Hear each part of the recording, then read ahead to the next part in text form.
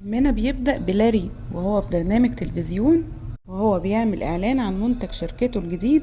كمان بنعرف إن لاري بعد سنين شغله في المتحف قدر إنه يقدم خدمات ويقدر يأسس شركته الخاصة، وبيصنع منتجات مهمة جدا لكل بيت. بعد ما بيخلص إعلانه بيتكلم مع المساعد بتاعه، وطبعا المساعد بتاعه كان متميز جدا في شغله وعرف إنه يجيب له صفقة كبيرة، وإن بس قدامه 3 أيام عشان يمضي العقد. ولاري بيفرح وبيسيبه عشان يلحق يروح المتحف، لأن بقاله فترة كبيرة مشغول ومش عارف يروح يطمن على أصدقائه التماثيل.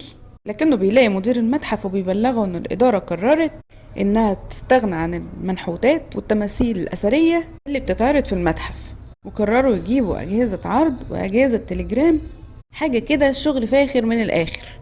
وكمان الناس ممكن تسأل الأجهزة والأجهزة ترد عليهم، وبكده هيوفروا المرشدين أو الموظفين. لاري بيتصدم جدا وبيسأله طيب هتعملوا ايه في التماثيل القديمة؟ فبيعرف انها هتتخزن في المتحف الرئيسي في واشنطن.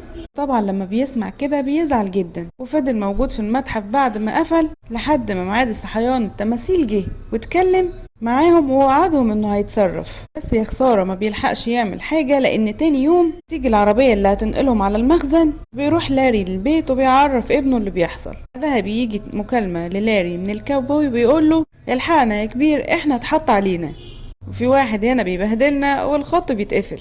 وبيجري لاري وبياخد اول طيارة وبيروح على واشنطن علشان يشوف اللي بيحصل. ولما بيوصل واشنطن بيروح بسرعة على المتحف الكبير، بيعرف من ابنه ان التماثيل متخزنة في الارشيف. لكن لاري ما بيكونش عارف يوصل للارشيف ده ازاي، لان المتحف كبير جدا. فبيسأل واحدة من المرشدين اللي في المتحف وبيعرف منها ان الارشيف موجود تحت الارض. لكن لاري ما بيكونش عارف يعمل ايه، فبيتمشى لحد ما بيلاقي طريقه وبيعرف يوصل للارشيف. لكن لاري ما بيكونش عارف يعمل ايه، فبيتمشى لحد ما بيلاقي طريقه وبيعرف يوصل للارشيف. لكن برضه بيلاقي الارشيف كذا دور، بيكونش عارف اصحابه في اي دور فيهم بالظبط.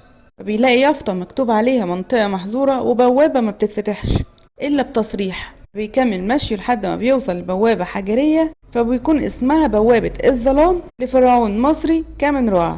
فبيلفت نظره ان فيها مكان للوحة الذهبية بتاعة أزمن رع.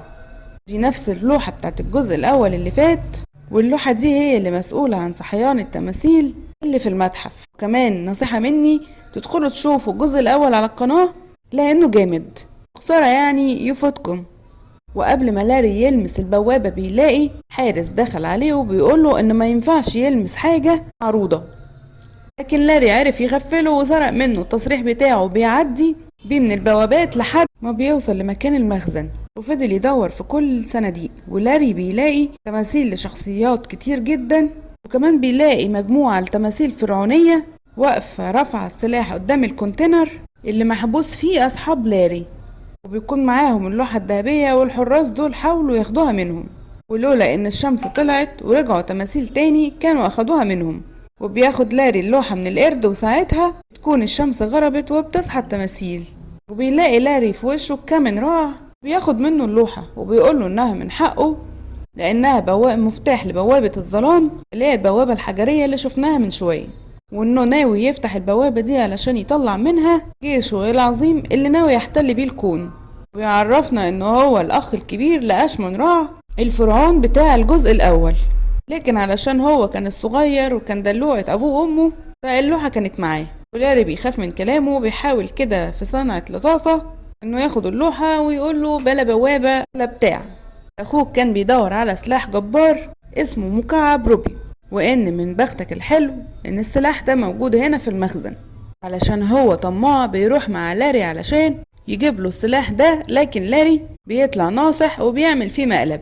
بيفتح صندوق كان متخزن فيه اخطبوط عملاق بيهجم عليهم، واول ما بيتفتح الصندوق بتاعه بيكسر الحراس. ولاري لما لقى الوضع خرج عن السيطرة خد نفسه وخلع. وهو في الطريق بيلاقي واحد أشقر كده، وبنعرف إنه هو واحد من أبطال الحرب الأهلية، وبيسيبه. وبعدها بيقابل إيميليا إيرهارد، واللي ما يعرفش مين هي فهي بتكون أشهر ست سائق طيارة، وبتخبط فيه وبتفضل معاه. وبيتمشوا لحد ما بيوصلوا لواحدة من القاعات الرئيسية، وبيهجم عليهم حراس كامن راع. وبيحاول لاري يعمل اي حاجة قصادهم لكنه ما بيعرفش، فبيضطر يدخل في واحدة من الصور اللي على الحيطة علشان يعرف يهرب منهم. وفي نفس الوقت بينجح كامن رع انه ينحارب مع اشرار التاريخ، وهو نابليون بونابرت القصير بتاع فرنسا، وايفن المرعب بتاع روسيا، والكابوني زعيم المافيا في امريكا. وكل دول بقى كامن رع هو القائد بتاعهم بعد التحالف اللي عملوا معاهم، وامرهم كلهم انهم يقبضوا على لاري ويجيبوا له اللوحة اللي معاه. في الوقت ده بينجح الكاوبوي واوكتافيوس انهم يهربوا من الكونتينر، لكن قبل ما يعملوا اي حاجة بيتقبض على الكاوبوي، لكن المرة دي بيستسلم لكامن رع. وبينجح نابليون ورجالته انهم يقبضوا على لاري وعلى اللوحة، بس برضه بتشبط فيهم اميليا وبتروح معاهم، اللي هو انا رايحة في اي حاجة. وبيسلموا اللوحة لكامن رع اللي بيحاول يستخدمها ويفتح البوابة، لكنه بيفشل وبيطلع شكله شراب مخروم قدام رجالته. فبيأمر لاري انه يفك له شفرة اللوحة والا يقتله الكاوبوي صاحبه. بيرد عليه لاري وبيقول له انه عاوز ولا 100 سنة علشان يفكها، لكن كامن رع بيزنقه في الوقت وبيقول له قدامك ساعة والا هقتل الكاوبوي صاحبك. وبيحبسه في ساعة رملية، ولاري بسرعة بياخد اللوحة علشان يحلها، لكن ما بيكونش عارف يعمل ايه. وبيجيله فكرة انه يسأل التماثيل المعروضة في المتحف، وبيسأل كذا تمثال لكنهم بيطلعوا اي كلام، لحد ما بيلاقي تمثال لصاحبه ديبي اللي بيعرف يقرا الهيروغليفية وبيترجم له على اللوحة، وبيكون معناها ان السر موجود في قبر الفرعون. لكن لاري ما بيكونش عارف يعني ايه، بس بيقوله ان ما فيش غير دماغ واحدة هي اللي هتعرف تقول لهم المعنى، وبيكون قصده على عمك اينشتاين. ولاري بياخد أميليا وبيروح بيها على المبنى التاني، بس من حظه الاسود ان رجالة كامن رع بيشوفوه وبيكونوا فاكرينه هيهرب. بيأمن كامن رع رجالته انهم يقبضوا عليه، ولاري لما بيشوفهم بيستخبى هو وإيميليا جنب تمثال حجر كبير لإبراهام لينكولن، لحد ما الرجالة تعدي، لحد ما بيخش لاري على المبنى وفي ايده اللوحة. كل حاجة بتبدأ تتحرك، وبيكون المبنى ده متحف للطيارات. ويشوف لاري مجموعة من التماثيل كانوا بيحاولوا يشغلوا صاروخ كان هيطير، بس لاري لحق وقف الصاروخ قبل ما يطير في آخر لحظة. وبيلاقي تماثيل صغيرة لأينشتاين وبيسألهم عن معنى الكلام بتاع اللوحة، فبيعرفوا يفكوا الشفرة بتاعت اللوحة، لكن بيكون حلها طويل جدا. لاري محتاج ياخد وقت علشان يحفظه. فجأة بيجي رجالة كامن رع وبيبدأوا يطاردوهم، لكن التماثيل اللي موجودة في المتحف بيمنعوهم، وبتاخد إيميليا لاري بطيارة شراعية ويهربوا، وبيفضلوا يطيروا في الجو شوية وبيستخدموها في انهم يوصلوا لمكان كامن رع، لكن الطيارة بتخش في الازاز وبتتكسر، وإيميليا بتستخبى وكامن رع ما بياخدش باله منها، وبتروح علشان تحرر اصحاب لاري. وفي الوقت ده كامن رع كان عاوز اللوحة كلمة السر بتاعتها، ولكن ما كانش عاوز يسلم لاري صاحبه. من لاري كان رافض يسلم كامن رع اللوحة الا لما يسلمه صاحبه الكاوبوي. كان بيحاول يضيع الوقت لحد ما تنجح إيميليا انها تحررهم، ووقتها بيجوا رجالة كامن رع يكون معاهم واحد من تماثيل اينشتاين، وبيقولوا له انهم مش محتاجين كلمة السر من لاري، وبيقولوا له انهم خلاص مش محتاجين منه حاجة. وبياخد كامن رع اللوحة من لاري وبيحطها في البوابة الحجرية، وبينجح انه يستدعي جيشه. يكونوا رجالة براس صقور وبانهم يقتلوا لاري، ووقتها بيقتحم تمثال ابراهام لينكولن الحجري الضخم المكان، والحراس بيترعبوا من حجمه، بيهجموا عليه وبيرموا عليه الأسهم والرماح بتاعتهم، لكن ما بيكونش ليها أي تأثير. وإبراهام بيرد لهم الضربة فبيضربهم بإيده فبيطيرهم، وباقي الحراس بيخافوا وبيرجعوا تاني على البوابة وبيقفلوها عليهم. بيتصدم كامن رع إن جيشه الجبار اللي استدعاه علشان يسيطر على الكون ويقتل كل أعدائه هرب من أول ضربة. بس ما علينا، يعني نرجع لموضوعنا.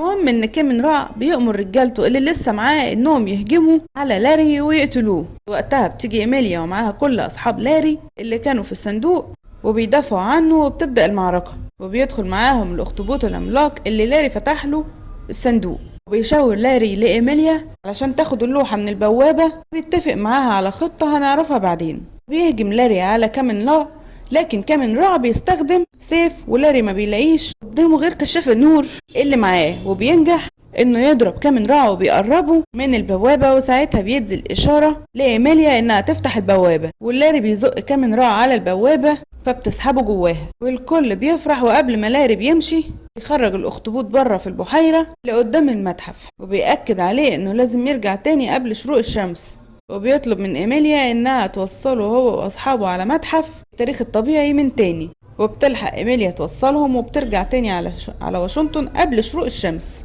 وتاني يوم بنلاقي إن لاري رجع تاني يشتغل حارس في المتحف، وبنعرف إنه باع الشركة بتاعته واتبرع لفلوسها للمتحف علشان التغييرات الجديدة، وإنه بيشتغل في المتحف ليل ونهار. وكمان بنشوف التماثيل بتتحرك عادي وسط الناس بكل حرية، وبتكون الناس فاكراها الآلات الجديدة. وبيتكلم المدير مع لاري وبيقوله إنه أحسن حارس جه للمتحف. وبيقابل لاري بنت بتكون موجودة في المتحف وبتكون شبه إيميليا، فبيحاول إنه يتكلم معاها، بيسألها إذا كانت تقرب لإيميليا إيرهارت، وبتقع تتكلم معاه وبتطلب منه إنه ياخدها جولة في المتحف. وطبعا لاري بيوافق. وأتمنى تكون المشاهدة عجبت حضراتكم، وأتمنى تدعمونا بالاشتراك في القناة واللايك الجميل وتفعلوا زر الجرس. شكرا على وقتكم. سلام.